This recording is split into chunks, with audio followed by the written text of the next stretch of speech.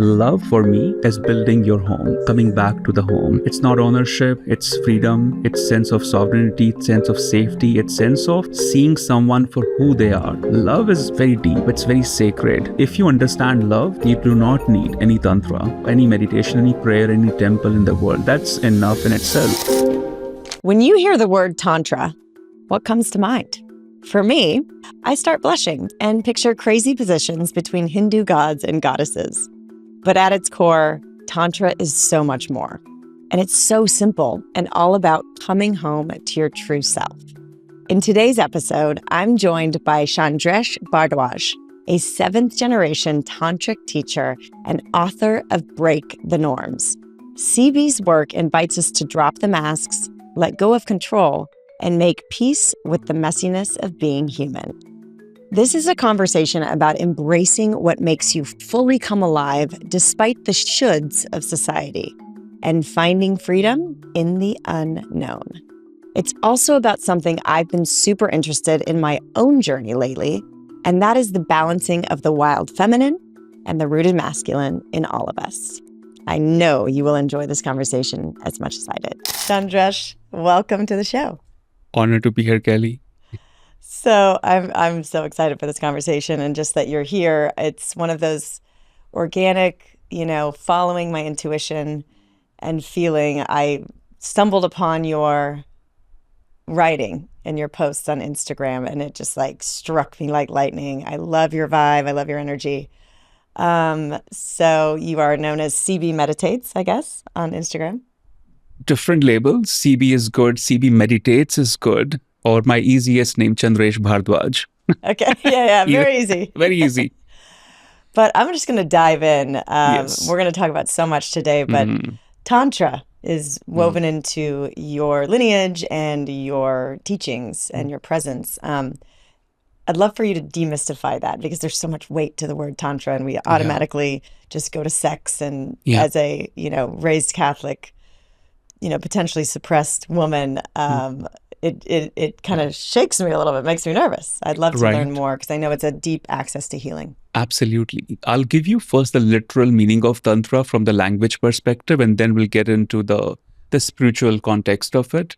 Tantra means technology. So right now, all the listeners who are listening, they're listening through a Tantra, the Wi-Fi, the podcast, the app. That's Tantra, that's technology.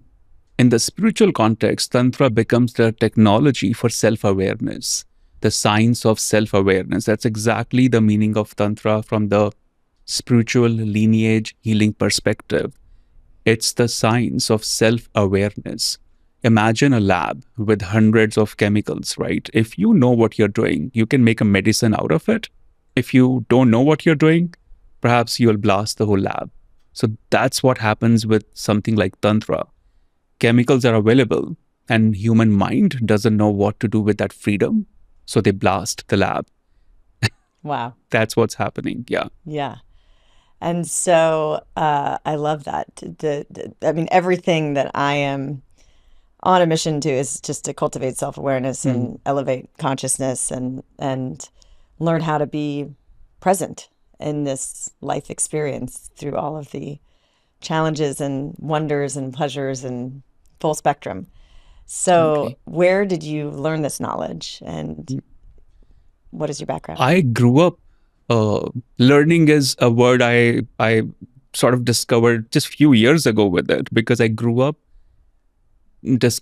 talking about tantric concepts like on breakfast table, right? So I used to think as a kid that maybe this happens in every family. Like when you have breakfast, you talk about goddesses and meditation. So I thought that's normal. It hit me much later when I was in 6th or 7th grade that, no, this is just my family who comes from this particular lineage. Because I started having experiences, spiritual, but also material with friends and their parents. And some of their parents knew my lineage. So they were like, oh, you are from this lineage. And I started to become very curious. What's so special about the lineage or the family I come from? Because I see the reaction of the people. And this is India. I grew up in northern India till high school. Then I moved to New York. So I didn't learn in the formal way, but it became very embodied. No one told me in my family you should be meditating, you should be praying, you should be understanding about these concepts. But there was no other way. Like it was a lifestyle on every single day basis. Like I was a very shy and introvert kid in school. And maybe I was even younger than Riley, honestly. And I didn't know how to mingle with other kids. Growing up in India, having this knowledge or this information about goddesses, I didn't know the word Tantra also, back then. I remember meditating on Goddess Kali. Call it a placebo effect. Maybe Joe Dispenza will call it that. Or maybe call it just literally some force, that I was able to access as a kid. Because as a kid, you're so innocent. You trust everything. I remember doing a random mantra from one of the books, that my father had kept in the library. Next day, I felt more rooted in school. Next day, I felt more focused. And I thought I discovered some secret. That became my routine, Kelly. Every single day, I would meditate on Goddess Kali. And I became very obsessed with it also because I really felt I've discovered something, because I started to see how I'm operating now, how teachers, kids, they show up for me, how I feel very safe in my own emotions. And suddenly I was, making some really great friends in school, which is so important when you're in 5th grade, 6th grade. That became my introduction to Tantra. For me, Tantra lineage, it led me to courage. And courage for me has always been so important. I bet for you in this chapter of life, courage is one of the important pillars, right? So for me, learning, I was not learning because I thought it's some sacred science. I was learning because it was giving me hope, courage, clarity, meaning, belongingness. Yeah. And that's why I teach the way I teach. I do not teach it as a sacred science. I teach it because I feel this might give you the courage and freedom that you are, needing right now. And so Tantra is mantras that access this freedom, that help you access this freedom. And then because in the West, in our ignorance, we're like, oh, Tantra is sexual positions that unlock connection and beyond spiritual. Yeah, in West, Tantra is the acrobatic sexuality. Yeah. The more you can move your body in Kama Sutra, positions, that becomes Tantra. In reality, or in the rooted traditional sense, Tantra, like I said, science of self-awareness. So mantra is one part of that. Okay. Meditation is another pillar of it. There is something called yantra, or the sacred geometry. That's third pillar of it. Then, I'll mention Joe Dispenza here. He uses this word a lot, blackness. Yes. For me, that's Goddess Kali. These archetypes, they are part of Tantra. The reason I got to know about Dispenza's work was because my students would tell me he talks about similar stuff, but he doesn't use the word Tantra, but it's very similar. I read his book, The Habit of Breaking the Habit of Being Yourself. Right. Yeah. And I was like, yes, that is Tantra in the modern sense. So it's a way of life. Mantra is one part. Yantra, the sacred geometry, second part. Meditation, third part. The archetypes, the goddesses, fourth part. How you embody, that's the biggest part. And that is the most important part. You could know about mantras. It's language. You learn Sanskrit, you can know the mantras. In 1 week, you can chant the mantra fluently. But that does not give you access to anything unless you embody that in your being. You really have to crack open yourself. Be ready to die in your old self. And only then you'll be born into this new identity, the new way of how you were meant to be, honestly. Yeah.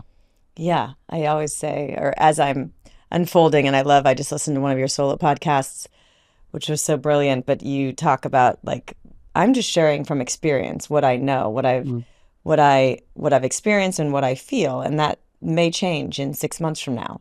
And that sounds like me. And even now, like, we sit here and you're like, oh, you're a little different than I expected. You said that to me, and you had listened to a podcast from 6-7 months ago, and like I feel completely different in my body than I did back then. I see that. You know? I see that. For me, this is embodiment of Tantra.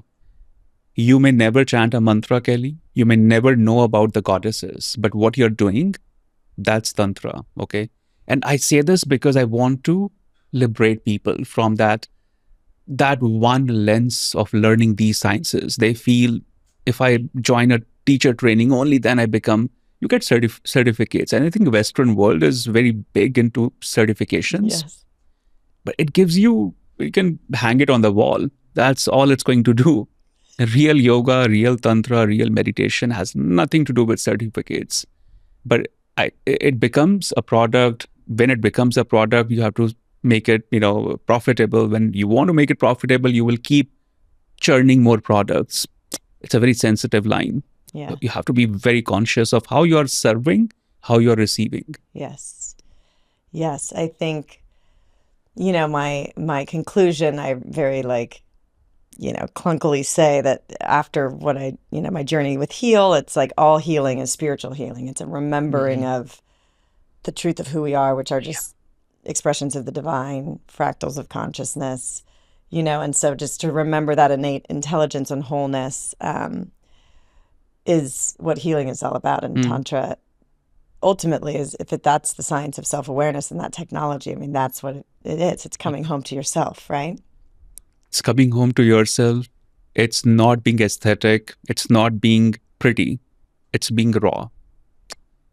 If we fantasize about the word goddess, right? The divine feminine, the goddess vibes and all this word. When you look deeper into the 10 Mahavidyas, they are the 10 prime goddesses in Tantra. And none of them, Kelly, are aesthetically pleasing. They'll make you uncomfortable because they are your shadows. And when you see them and you realize, oh, I spent so much time, energy, thinking and becoming in a certain way, but these goddesses are telling me to be as raw as it gets. When a child comes out of the womb, that's not, I'm not a woman, but I bet, I'm assuming it's not the most pretty sight because it's you're in pain. The child just saw the world first time. It's very vulnerable. That's how these primordial goddesses are. It's uncomfortable, but the truth is uncomfortable, but so relevant. Just like the birth of a child is so uncomfortable, but so relevant to the mother and the child. Yeah. Yeah. Yeah. That's, I'm trying to, I want to break through all the conditioning and the efforting to, present to the world. I feel like I get these downloads and I want to share, but then I'm like, oh, I don't look right on Instagram or whatever, just all these everyday things. And but I've had a sense of and dipped my toe in the amount of vitality that's released when we can just show up and be and accept all aspects of ourselves and facets of ourselves is like. And then when you can do that on a continual basis, or even not on a continual, just like as much as you can retain awareness and presence, like that's so attractive. There's a magnetism and an attraction that comes through you that almost like casts a spell, and it doesn't matter what you look like because it's this essence and this light that just like floods through you because you're just being raw in you. For me, that's prana. So when I told you look different, I think ideally I should have said your prana feels different because that's life force. And life force is what creates the attraction in you. I mean, look at the yogis, the mystics. We have not seen them in person. We still talk about them. Any photo, any word from them, we feel hypnotized. It's their prana, still vibrating, still in the collective. It's so powerful. Like it's Buddha's statue here. We don't know if he looked exactly like this, but the essence, the frequency, the consciousness, it's still so vital, so alive, so potent. That's because the life force, the prana of someone like Buddha, it's still so alive. And we are no different, but we are stuck in little things, right? I think the market keeps creating fear in us, and through the fear, it keeps selling us things we do not need. That's where the problem starts to happen. And I'm very much against the fear-based teaching of anything. Could be marketing, spirituality, food. if you don't eat this, you're going to have a disease. I do not want to go in that direction, because anything that comes from fear, it's not going to heal me. Healing comes from authenticity, from joy, from playfulness, from the innocence that only a child can have. The first love, that kind of innocence. You feel, oh, this is my soulmate. This is Yeah. it. I found my soulmate. In second grade. Yeah. Exactly. That kind of innocence is needed when you dive into Tantra. People approach Tantra through mind. And approaching Tantra through mind feels like going in a playground that's 10,000 miles, but you're touching half of a mile because the mind only knows half mile.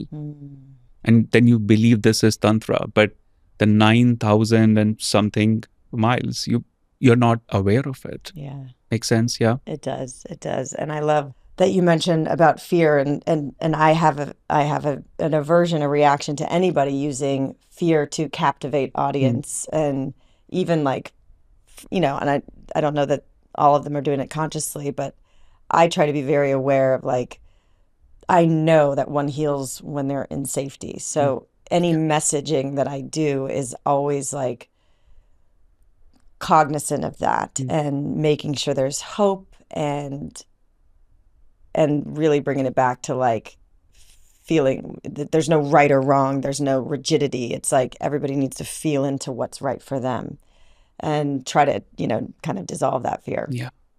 And you mentioned the market. I love your take on love. I mean, you write so beautifully about it. You are a poet, and I'd love for you to talk a little bit about that, and society's kind of selling us a fantasy of love. Yeah. But what is love really? Do we have 8-9 days to talk about Yeah. We'll do a series. Right. So love, I feel it's very interesting. My take is love never gives you pain or suffering. The ownership gives you suffering. The control gives you suffering. Expectations gives you the trauma. What's happening out there is the play of mind disguised as, love. Like everyone thinks, oh, I'm in love. You just want ownership on that person. And I'm absolutely also not, glorifying or even mentioning or talking about multiple lovers. That's even more messed up at times, because it's barely like easy to maintain one friendship, to be honest. So, and I can only hold space for one or more person if I'm enough in my own being. Otherwise, I'm, putting this hook on one person or more than one person, and now everyone is suffering in the room. And it sounds a bit cliche maybe, but love is not what we do. Love is who we are. It's the state of our being, state of our existence. If I cannot love a tree, a duck on the street, a bird, I cannot love a human. If I cannot love myself when I, see myself in the mirror in the morning, I cannot love anyone. Then I start to play games. The mind play. I always say love in the modern life is like two homeless on Hollywood Boulevard. They both are promising each other home. But by evening, they both realize, he doesn't have a home. She doesn't have a home. And then you feel betrayed because you were promised a home in the morning. But by evening, you realize, oh, this was a lie, but you were also promising home. So every homeless is promising homes to each other in the name of love. And when you realize they don't have a home for me, it feels a deep betrayal. But if you already have a home, you won't feel the betrayal. Maybe you can welcome someone in that home. Love for me is building your home, coming back to the home. It's not ownership, it's freedom, it's sense of sovereignty, it's sense of safety, it's sense of seeing someone for who they are without the agenda of squeezing joy or pleasure from them, because that's manipulation. If you want joy and pleasure, you can have a talk with them that this is all I want. Then let's not call it love. Let's call it some other activity, right? Because this is where the mind starts to feel confused. Love is very deep. It's very sacred. If you understand love, you do not need any tantra, any meditation, any prayer, any temple in the world. That's enough in itself. If you understand love, it becomes your biggest liberation. If you do not understand love, it becomes your biggest cage. because the mind will build the cage. Yeah. Can I ask you a personal question? Yeah. What is your, like, how do you relate to love? Meaning in Mm. relationship, are you, in the work that you do you feel like you need to practice, or are you so embodied in love, you're just kind of a free-flowing? So my story is in progress as we speak. And I believe that's what's teaching me so much about love. And I feel for me, Kelly, the story I'm learning in my own embodiment of love, it's cracking me open. If you had met me 6 months ago, 2 years ago, it would be a different Chandresh. And I hope again, 6 months from now, I hope Yes. it's even more different. But the way, so I come from, Indian culture. In our culture, the culture I grew up, and I'm calling it culture, not Tantra practice, just the city I grew up in, the environment. It's a very interesting lens of religion, morality on love.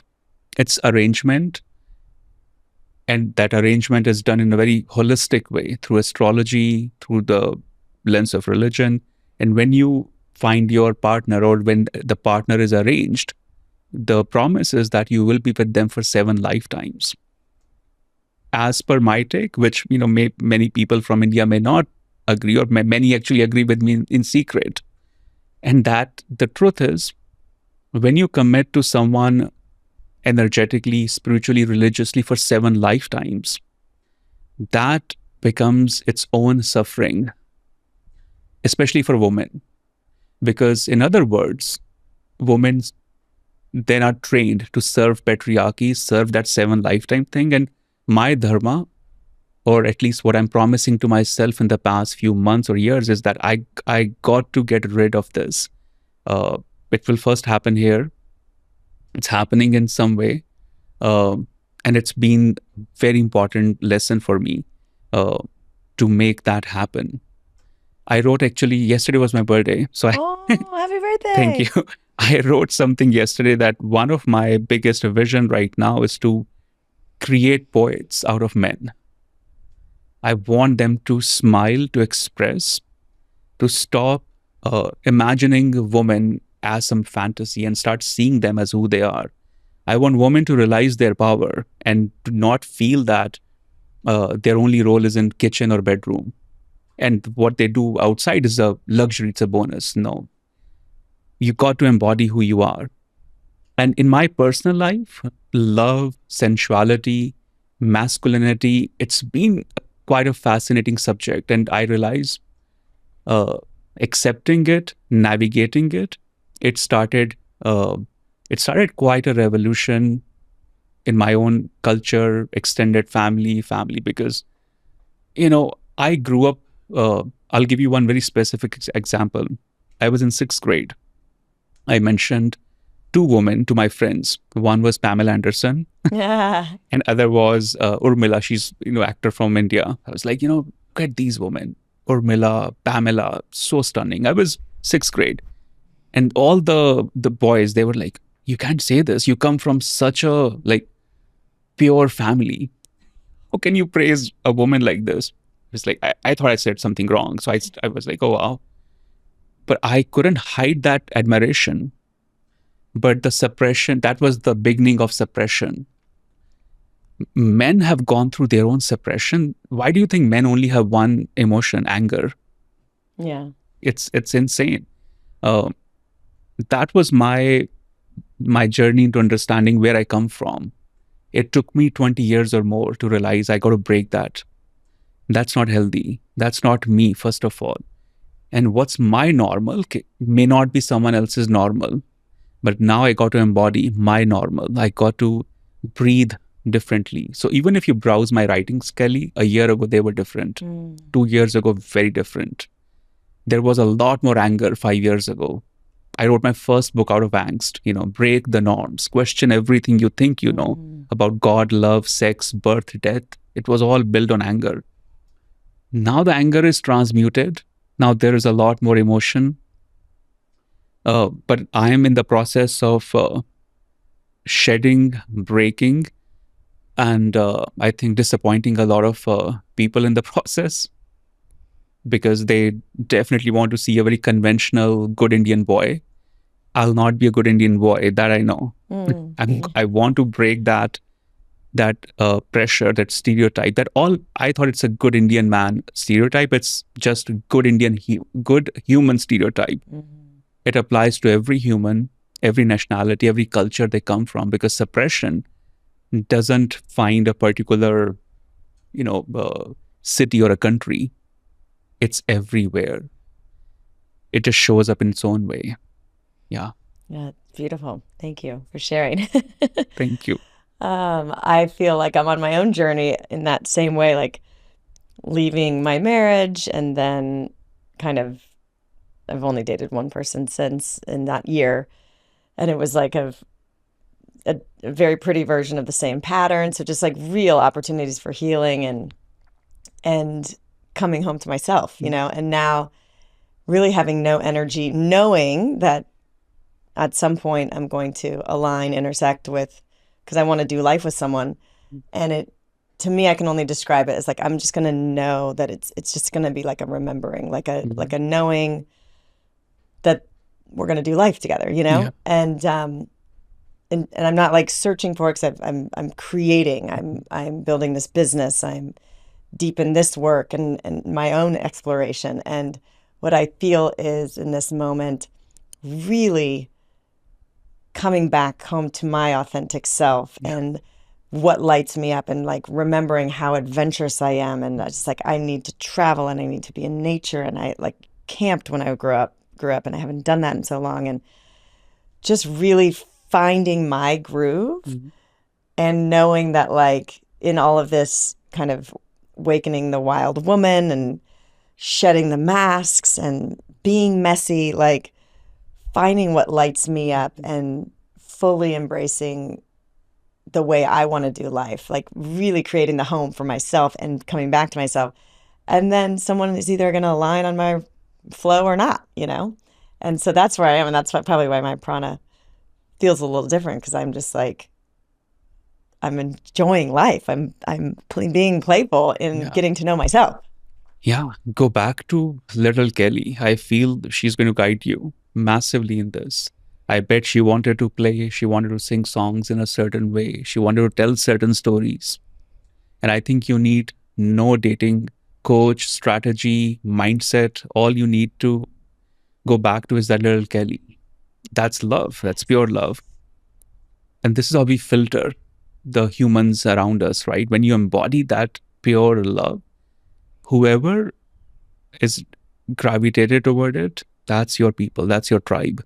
Yes. And whoever is not, I always say, thank you, universe, for making this clear to me. I'm ready for better. Because this healing, this reset you're going through, it's sacred. You may see it as leaving marriage and now seeing who you are as a wild woman. I see it as you declaring, reclaiming your most authentic self. And romance will happen to be just a bonus. It's just you leaning into your authenticity. Everything that was suppressed is now going to find blooming. It's now going to find outlet, expression. And through that, better clients, opportunities, lovers, humans, friends, they'll come. It's only one. Prana is only one pillar. It's never, oh, this is my sexual energy, or this over here is sensual energy, this is creative, this is spiritual. It's all here. It's all one. If it goes unconsciously downward, it becomes just impulsively sexual. If you move it consciously upward, that's Tantra. That's where you start to attract really interesting humans. But as long as you are in awareness, Kelly, there's no error. When you sleep, when you become unconscious energetically, that's when we attract a little bit of craziness. A lot of craziness. Right. Those are lessons, right? Yeah. And good ones. Good ones. It's been a wild journey. And a good, like so much good, Yeah. along with the chaos and the crazy. Sometimes life just builds up. Stress, toxins, inflammation. And before we know it, our body is sending us signals. Aches and pain, poor sleep, brain fog. For me, those signs are my body's way of saying it's time to hit the reset button.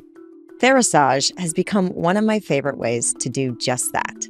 Their infrared sauna and red light therapy work on such a deep level, helping my body detox, ease inflammation, and even improve my mood. But it's not just physical. These moments in the sauna and on the mat have become a moment of stillness and quiet for me.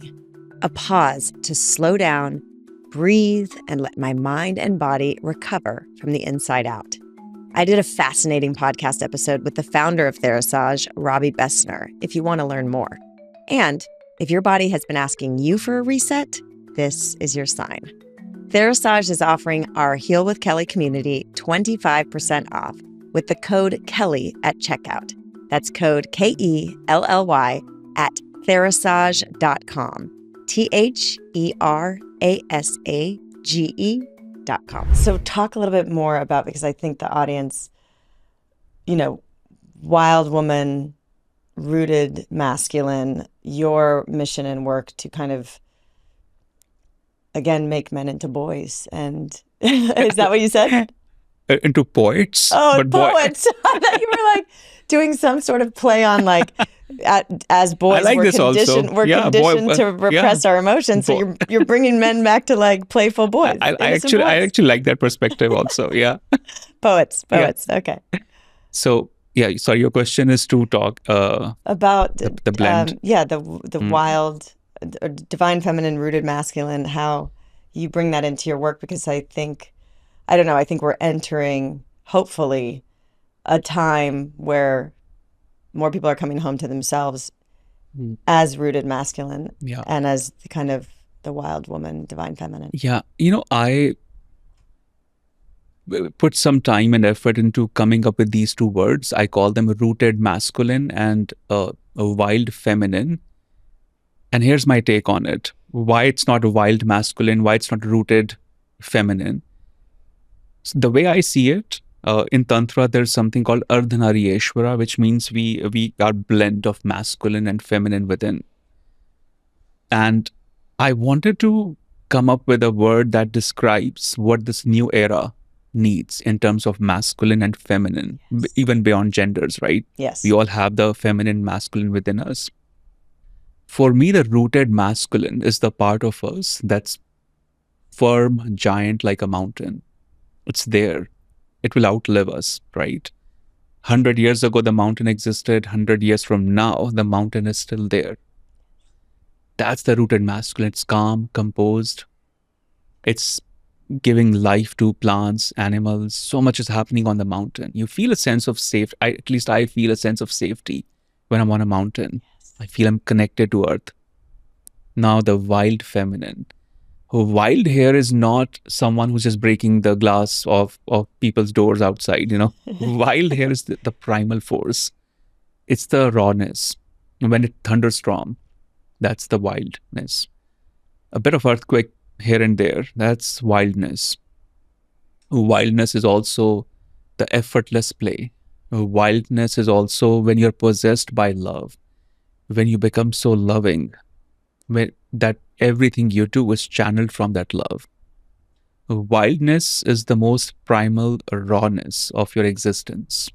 And Shakti in Tantra, Shakti means strength in Sanskrit or Hindi, but Shakti is referred to the goddesses in Tantra because Shakti embodies this rawness, this wildness.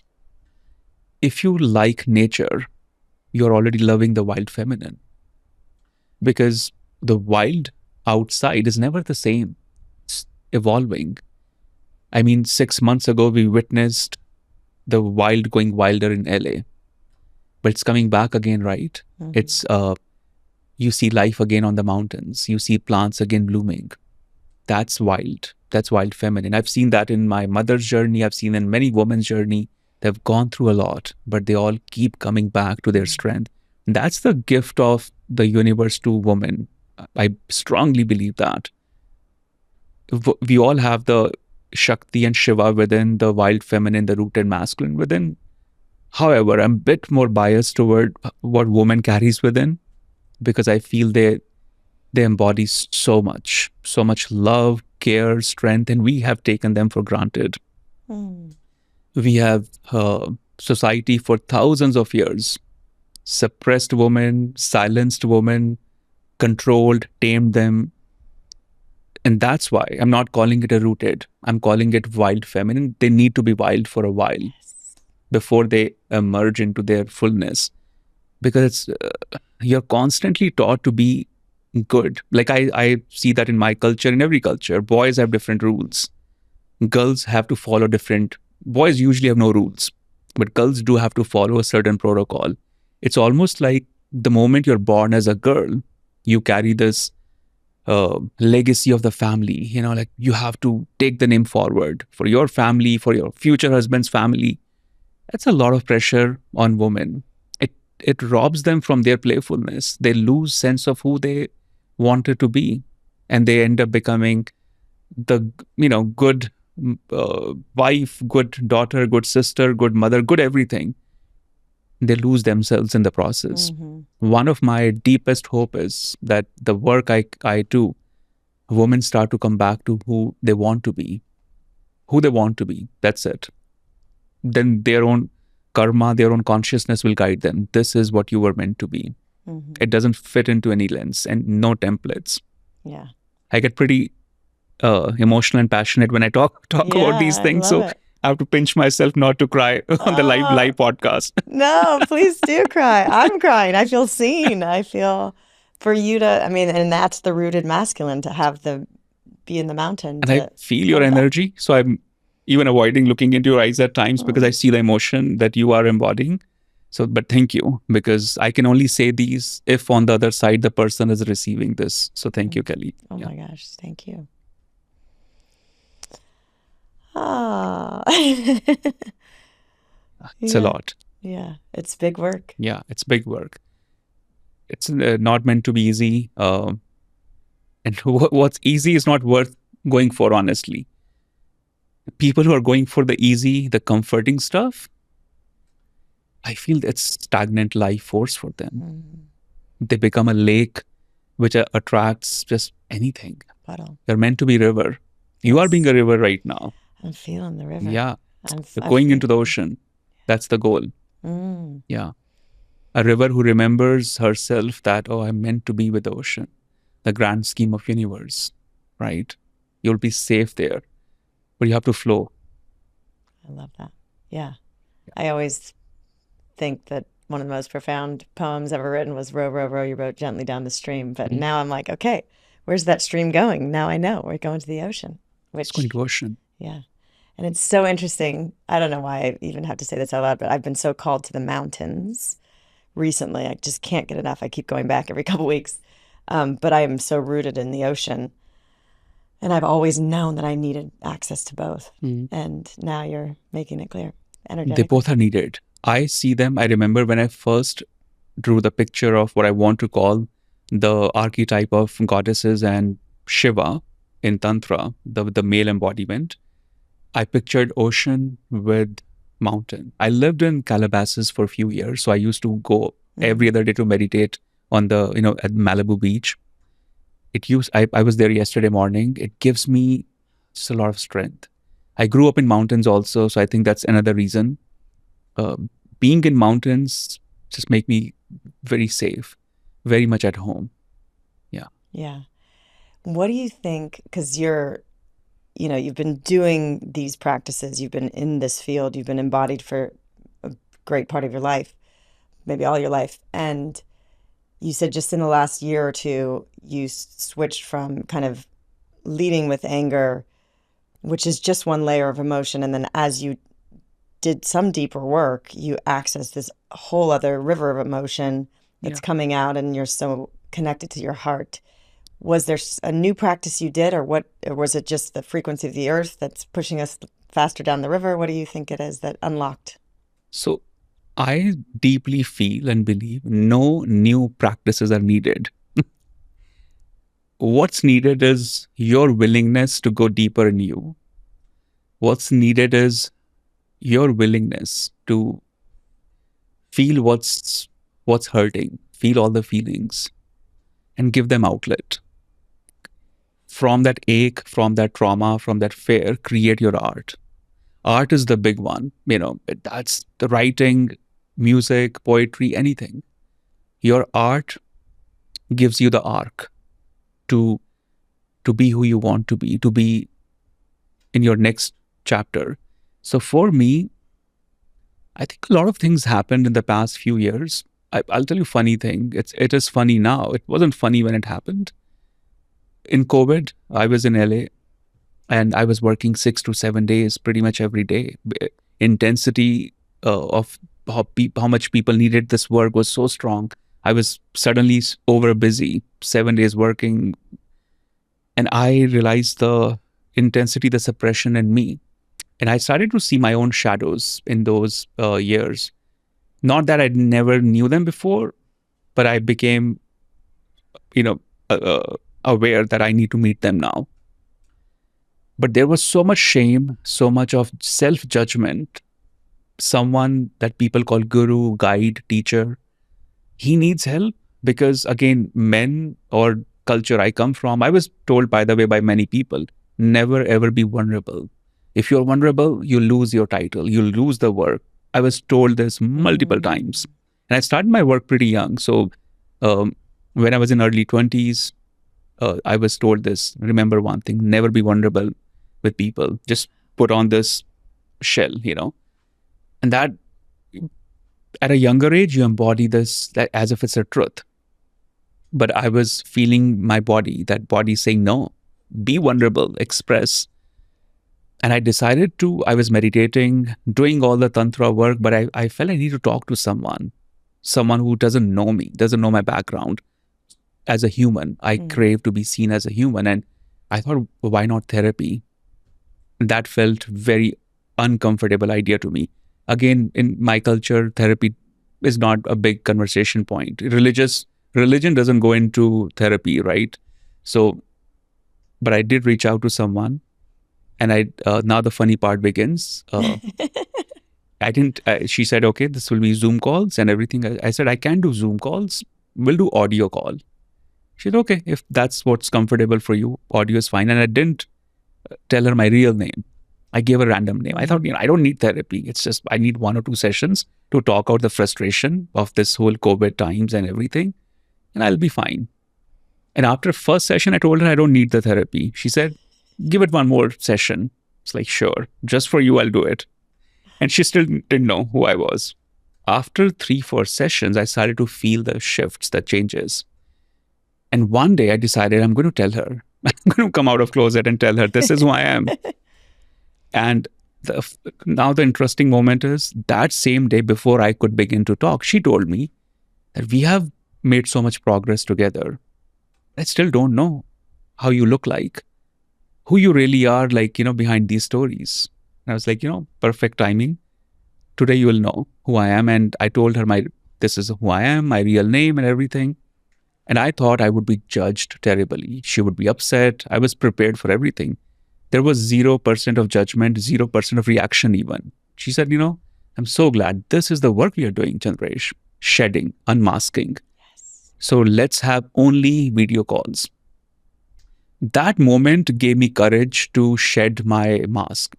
Because if this person can receive it, then I started to reach out to my friends who always, these are the friends I made in the last few years, not the school buddies. They know me as the school guy, right? Like the friend, the person they grew up with. But the friends I've made in past few years, they always saw me as this, oh, he's so wise.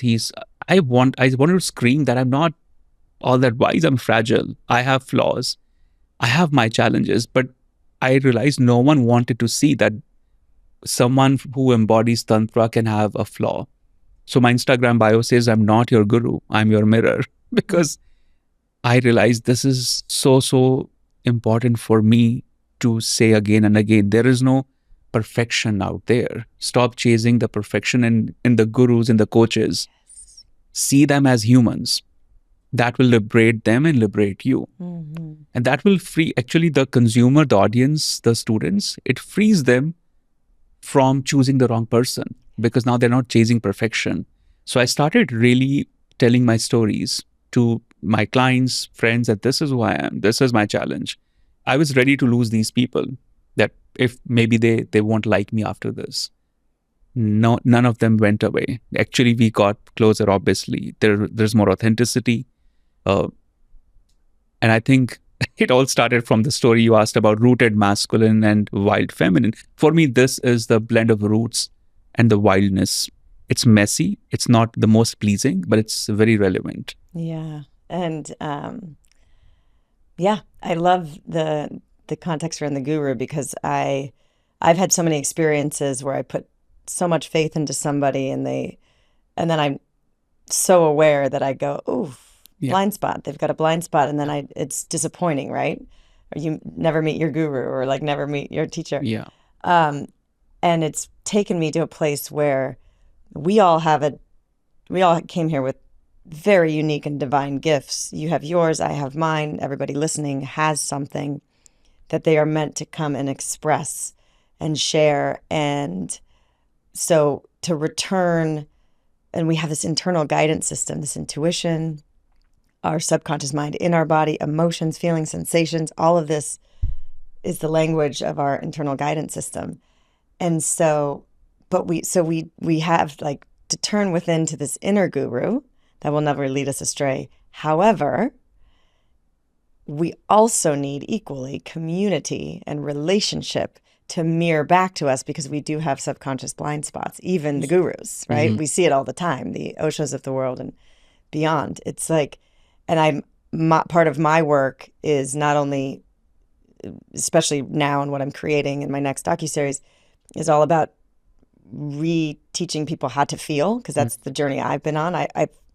We forget how to feel. We've been conditioned and disconnected from this magnificent instrument that we are in, here embodying. And so all of that to say, it's returning, it's like compassion to humanity. And we've just left this, or we're still in this like massive divisive othering, right, wrong, black, white, cancel culture.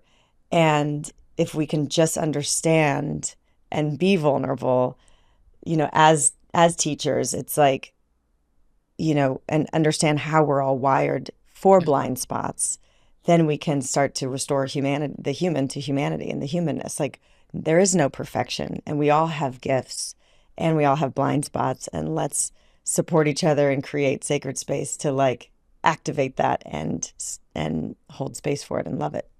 Exactly. Tantra has this one teaching, Kelly.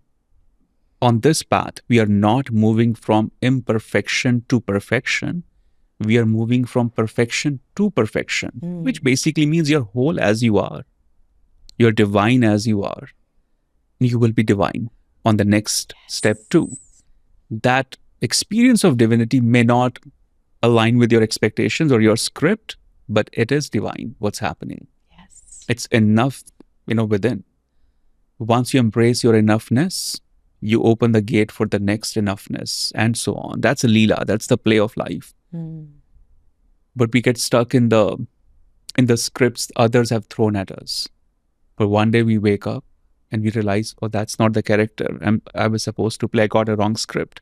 Yes. So then it's exciting. You get to rewrite, reimagine, and replay. Yeah. Yeah. Even in the face of a diagnosis, we think we have so much resistance because of fear, and then we think things should be in a different way. Yeah. And I always, I really feel that like, obviously resistance takes a lot of fighting against life, whatever it is, a diagnosis, a situation, a heartbreak.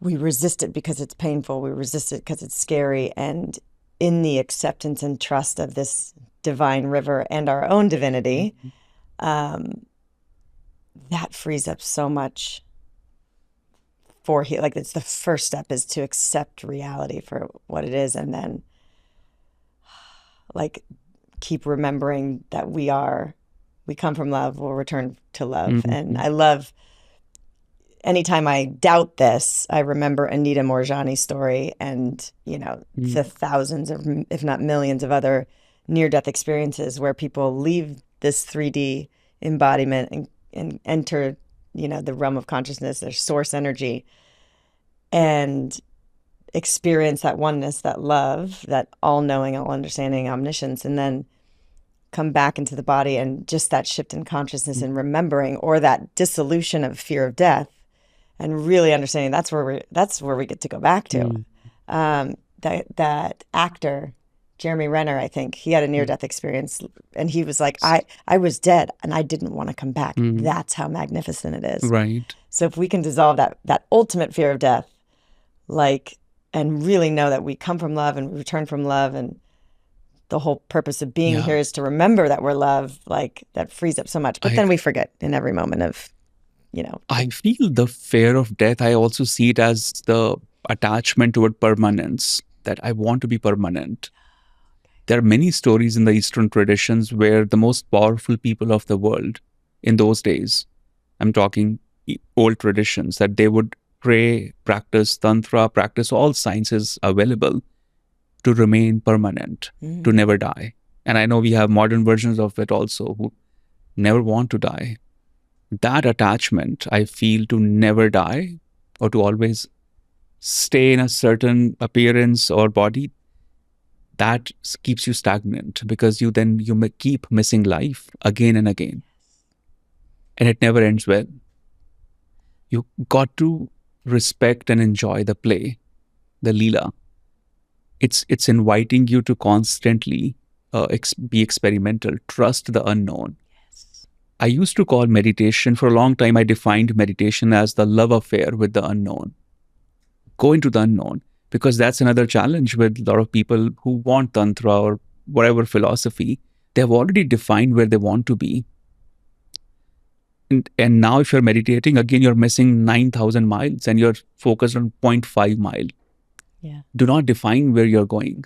Yeah. Trust. My email signature is trust the unknown. Because that's a reminder to me also to trust the unknown. Yeah. Yeah.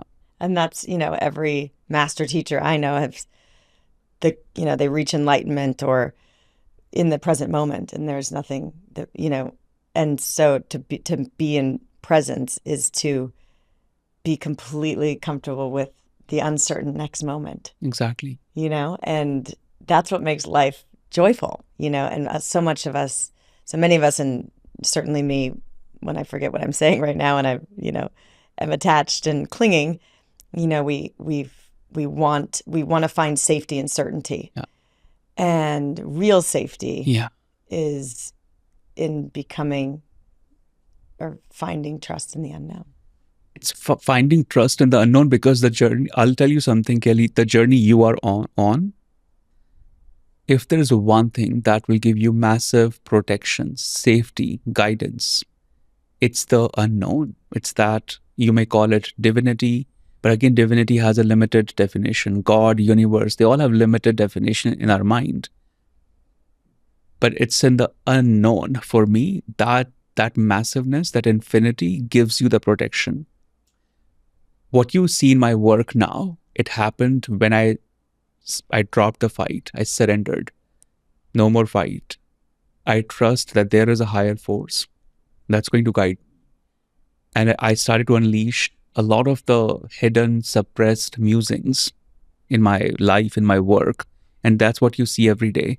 There is no strategy behind that. It's really like this conversation may create some musing tomorrow morning. So I'll start to write on that.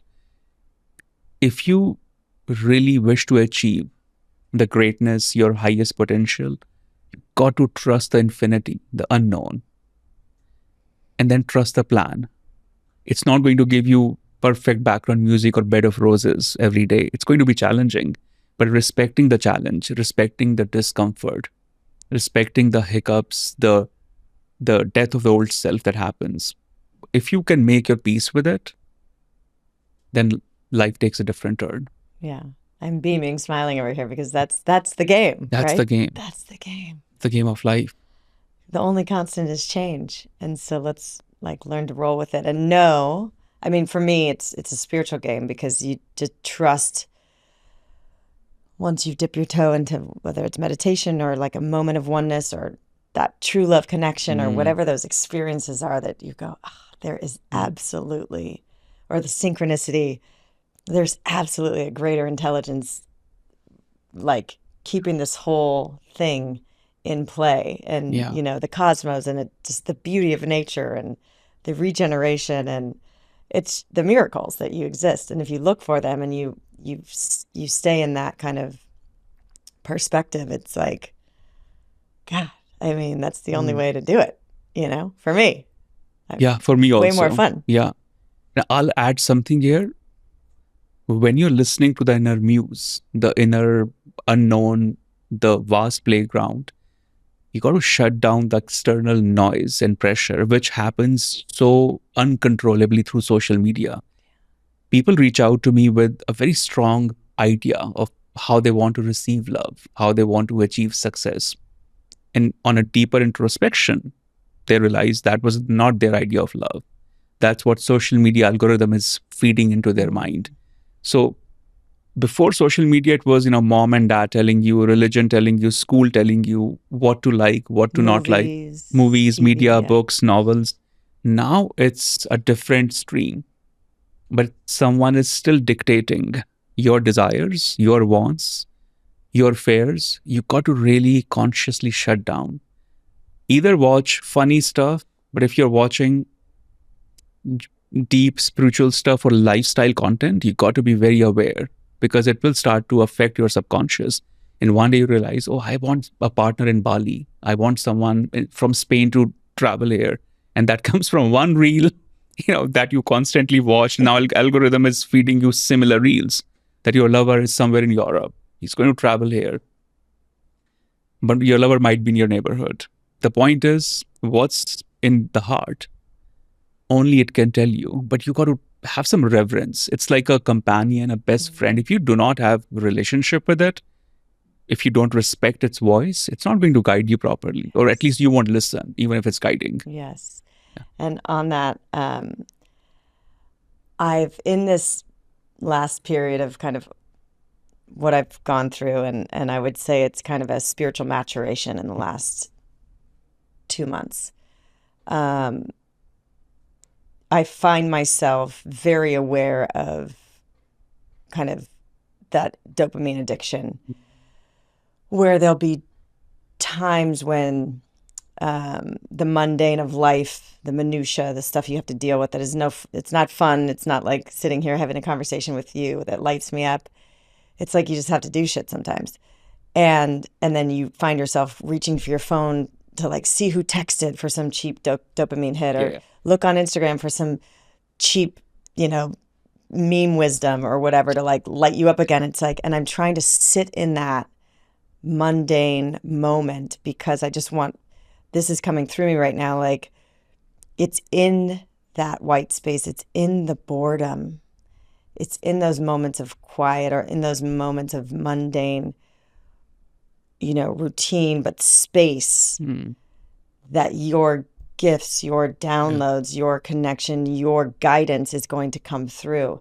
And so many of us are so uncomfortable in the mundane, and uncomfortable in downtime and space and stillness and quiet, that we go to our phones and we distract and escape and fill up our minds with that and knowledge. And I just want to encourage people, and I'd love for you to comment on this before we wrap up, to sit in that discomfort and create that space where you're not reaching for your phone, or you're not reaching for whatever it is, like a glass of wine or alcohol in my case, to make you feel a little bit of that false lightness, because that's when the gold comes, is when you create space for it, and you're not going for that cheap hit of feeling good. Yeah, I completely agree. I always say simplicity of spirituality has gone against it. People feel it cannot be this simple.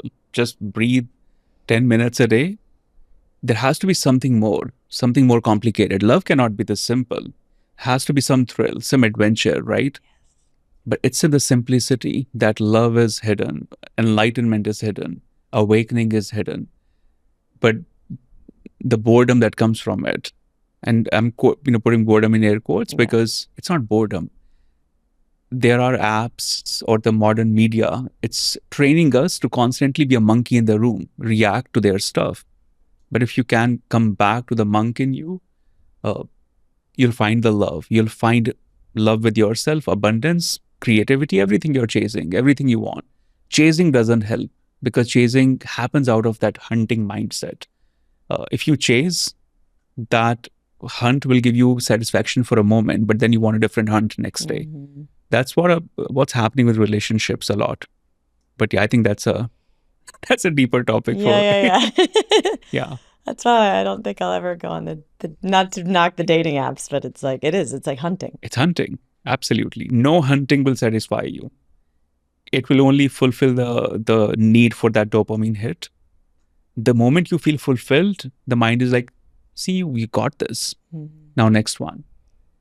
And that will continue to be. I got so many private messages, when people read my content, that I was this person that you're talking. I was on the hunting mode.